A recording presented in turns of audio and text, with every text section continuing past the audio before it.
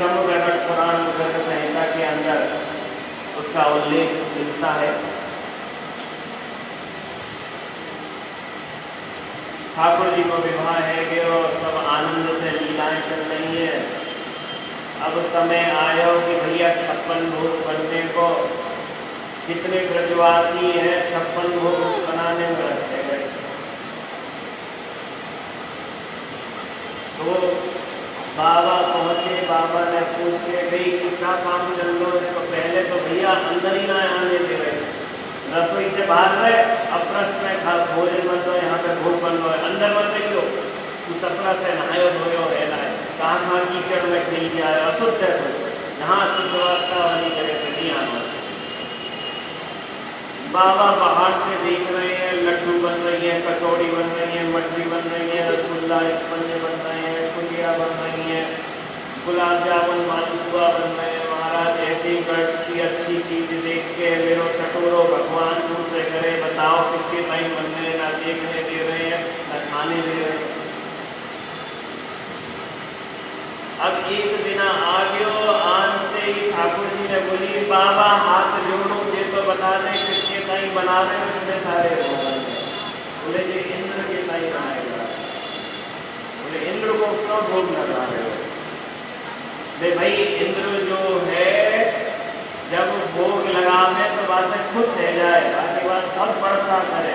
हम सब किसान आदमी है, खेती खलियान भाई हम करें, खलियान हमारे हैं, खेत हमारे हैं, खेती करें तो खेती से भाई जो हमें रुपया मिले, चीज मिले, वही कंस के हाथ में कर है और रहे हुए भैया। या बात को कहो तो भगवान बोले अरे कहाँ बात के पास जा रहे हो, वो कोई भगवान नहीं है। वो कैसे भगवान ना है? भगवान है, वैसे सृष्टि चले। यहाँ इंद्र को भी मान हो गया ना, अभिमान, यह गर्व, यह घमंड, यह अहंकार हो गया कि हमसे ही सृष्टि की उत्पत्ति, पालन और संहार होता है, क्योंकि हम ही हैं जो जाते हैं, हमारी सेना जाती है, जाके बादल वर्षा करते हैं, उस वर्षा से ही अन्न होता है।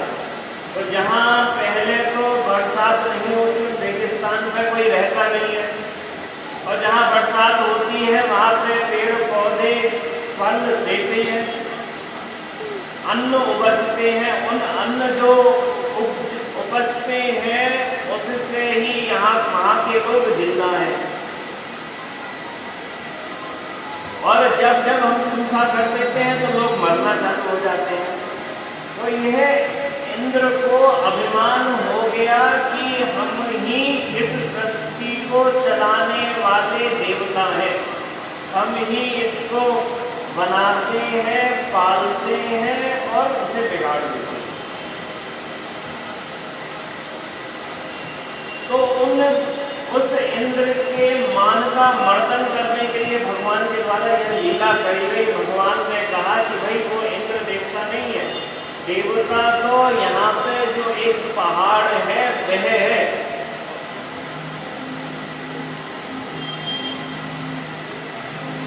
भाई भोग लगाओ, वो इंद्र से भी बचा ले। बोले हम बात करें, अगर यह बात तू कह रहे हो तो ब्रजवासियों को बुला के बात हुई, बात करने के बाद यह निष्कर्ष निकलो कि अगर तेरो देवता हमारे भोजन को, हमारे भोग को अपने सामने खा ले तो हम मान लेंगे कि वह तेरो देवता है, पहली बात। दूसरी बात कि वह हमारे यहाँ पे भैया वर्षा करा तो रहे, हमारी रक्षा करे। और तीसरा अगर इंद्र कुपित रह जाए तो इंद्र से हमें रक्षा है।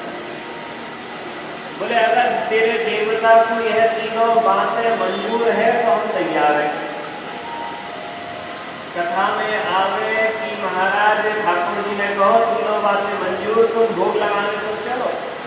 भोग लगाने पहुंच गए। भोग शांडिल्य मुनि के संग सभी ब्रजवासी गण वहां पे भोग लगाने के कहीं पहुंचे। भोग लगायो। भोग लगाते ही ठाकुर जी ने वहीं पर ही दो भुजाएं गिरिराज जी से निकाल ली। निकालने के बाद महाराज एक हाथ से तो जितने उल्टे हाथ पे रख हो गए, जितनो 56 हो गए वो मुंह में डाल लियो, सीधे से तो डाल लियो, ऐसो खानो चालू गयो। मधुमंगल ने कोनी मारी कन्हैया के, कन्हैया से कहो अरे तेरो तो ये देवता जन्मन को भूख लगे। इंद्र ने भोग लगाते 56 भोग को तो सब कुछ बच जातो, डट के खाते पेट भर जातो, परंतु तेरो देवता तो ऐसा लगे एक अन्न भी ना छोड़े वो। आप उसमें हो गए डॉक्टर से, अभी क्या बात है, चिंता की क्या बात है, अभी तो चालू हो। जैसे जब टूट के पड़े ना भूखे, बड़ी जल्दी जल्दी खावे, जब जैसे जैसे क्षुधा दूर होती जाए, स्लो है जाए, तो ठीक वैसे ही भैया स्लो है जाए। फिर से मधुमंगल ने कोनी मारी, कहो अरे जाको चेहरा तो तेरे जैसो लगे। ठाकुर जी ने क्रोध की दृष्टि से देखो, तू पहजा काय बात तू बोल लो, काय बात को मेरी पोल पट्टी खोलने में लगोगे। यहाँ पर ठाकुर जी ही उन गिरिराज महाराज के अंदर प्रवेश करके उस भोजन को कर रहे हैं, उस भोग को लगा रहे हैं। और कहा जाता है श्री गोवर्धन जी ही स्वयं भगवान स्वयं है एवं भगवान के दास है, दो पत्नी नहीं है, भगवान स्वयं है और भगवान के दास है। हरि आता है, वाक्य आता है ना दसम स्कंद में, हरिदास बद्रेह, गोपियां कहती है गोवर्धन जी कि आप भगवान श्री कृष्ण के दास हैं, हरिदास।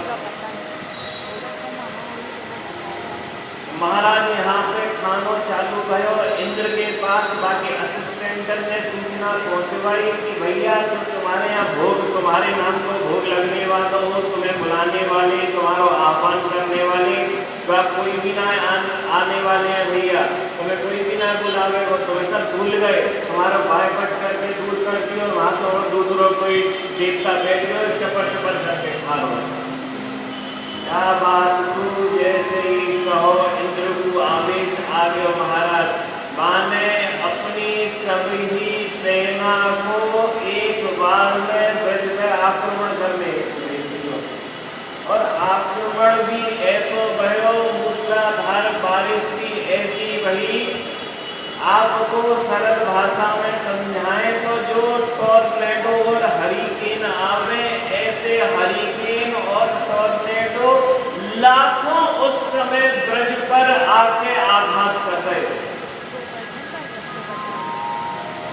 सोचो कितना टॉर्नेडो और ये हरिकेन जैसे